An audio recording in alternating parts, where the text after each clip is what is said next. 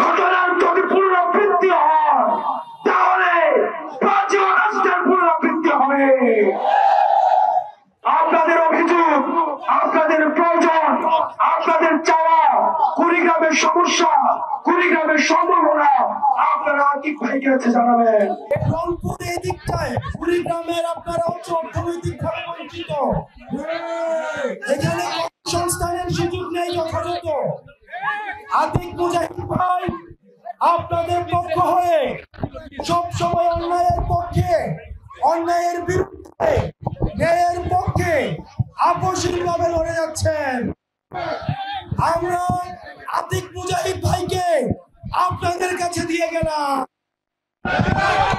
আপনারা আতিক মুজাহিদের পক্ষে আছেন? আপনারা আতিক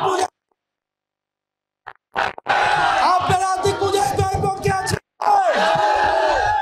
আমরা বলতে চাই, অতীতের স্বৈরাচার আমাদের বাকরুদ্ধ করেছে, মত প্রকাশের স্বাধীনতাকে রুদ্ধ করেছে, শিক্ষার্থীদেরকে রাস্তার মধ্যে গুলি করে হত্যা করেছে,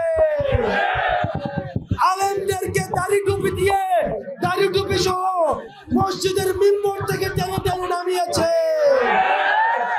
আমাদের কোনো মত প্রকাশের স্বাধীনতা ছিল না। আমরা বলতে চাই, নতুন বাংলাদেশে আর নতুন করে চাঁদাবাজ হতে দেওয়া হবে না।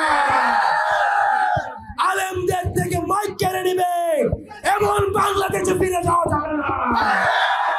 কোন দুর্নীতিবাজার প্রশ্রয় দেওয়া যাবে না। আপনারা সবাই আতিক মুজাহিদ ভাইয়ের হাতকে শক্তিশালী করবেন।